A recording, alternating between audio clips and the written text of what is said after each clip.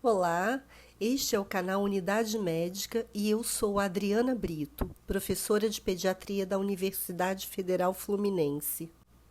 Nosso tema de hoje é o transtorno do espectro autista e todo dia 2 de abril de cada ano é dedicado à conscientização mundial do transtorno.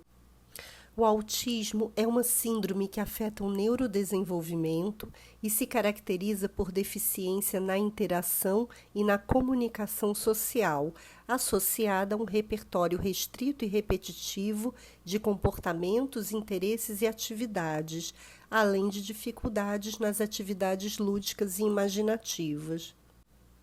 Em virtude da grande variação na intensidade das manifestações clínicas, que abarca indivíduos com todos os níveis de inteligência e habilidades de linguagem, mas que compartilham as características centrais do quadro, em lugar de fragmentar o diagnóstico em diversas categorias, a nova classificação do Manual Diagnóstico e Estatístico de Transtornos Mentais, que está hoje na sua 5ª edição, o famoso DSM-5, passou a utilizar a expressão transtorno do espectro autista e muitas pessoas usam a sigla TEA para se referir a esses indivíduos. É importante reconhecer que o nível de gravidade pode oscilar de acordo com o contexto e variar ao longo do tempo.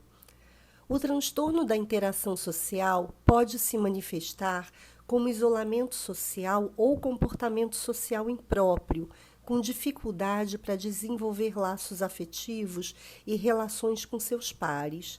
Alguns pais relatam que seus filhos apresentam comportamento diferente desde os primeiros meses de vida, como, por exemplo, não estendem os braços para ir com eles, não olham no rosto, não aconchegam o próprio corpo ao colo da mãe, permanecem quietos na maior parte do tempo, parecem surdos porque não reagem quando chamados, mas o fazem em resposta a sons especiais, como o esfregar de um papel de bala, a música de uma propaganda ou um dado programa de rádio ou televisão. As crianças autistas podem demonstrar padrões atípicos de expressão facial e contato visual. Algumas evitam olhar nos olhos diretamente, outras olham de lado ou de perto. Alguns olham na direção das pessoas, mas parece que o olhar atravessa o outro, e alguns olham nos olhos. Muitos carecem da capacidade de variar de expressão para estabelecer um contato social ou demonstram dificuldades na habilidade para compreender as sutilezas comunicativas, como decifrar intenções faciais e os sentidos implícitos num gesto ou no modo de olhar. As crianças autistas podem mostrar indiferença afetiva ou afetos impróprios e dificuldade em interpretar o estado emocional dos outros, não compreendendo o pensamento a partir do contexto social e não deduzindo o que as outras pessoas provavelmente estão pensando, o que se convencionou chamar de ausência de teoria da mente. As alterações na capacidade de comunicação com os outros afetam as habilidades verbais e não verbais, podendo apresentar atraso na aquisição, regressão ou ausência total da linguagem, mas um achado básico é a deficiência de linguagem comunicativa. Demonstrou-se que apenas uma parte dos autistas desenvolvem uma linguagem funcional. Alguns poucos são loquazes, mas têm a dificuldade de iniciar ou manter uma conversação. E é comum a presença de fala repetitiva, com uma voz monótona, destituída de contexto, com a presença de ecolalia. Muitos utilizam a terceira pessoa para referir-se a si mesmo ou invertem os pronomes.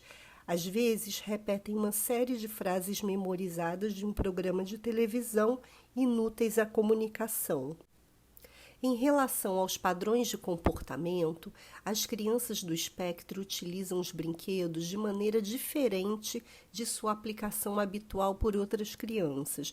Por exemplo, enfileiram carrinhos, giram suas rodinhas durante longos e monótonos períodos ou os empilham, muitas vezes fabricando torres perfeitas. Quando ocorre, a brincadeira costuma ser repetitiva, monótona e sem as características do brincar espontâneo da criança sem autismo, ou seja, não se observam nuances do verdadeiro jogo imaginativo ou simbólico. Alterações nas funções sensoriais são muito comuns. Frequentemente é observado um grande interesse por aspectos elementares dos objetos, como seu odor, sabor e textura. É muito comum vê-los passando as mãos em tudo, colocando objetos não comestíveis na boca, levando a boca em superfícies como se estivessem saboreando ou levando objetos ao nariz para sentir o cheiro. Alguns parecem fascinados por movimentos, como girar de forma repetitiva um objeto, abrir e fechar portas. As estereotipias comportamentais variam desde simples estereotipias motoras, como balançar as mãos, até posturas estranhas do corpo ou das mãos e insistência em determinadas rotinas e rituais complexos não funcionais. Aliás, boa parte dos autistas apresenta resistência a mudanças e exigem manter suas rotinas diárias, muitas vezes de uma forma rígida. E para finalizar, é essencial dizer que o diagnóstico é clínico e deve ser realizado por médico. E até o presente, não existe nenhum exame complementar que auxilie o diagnóstico. Muito obrigada pela atenção, espero que tenham gostado e os convido para acompanhar o canal Unidade Médica no YouTube e nas redes sociais.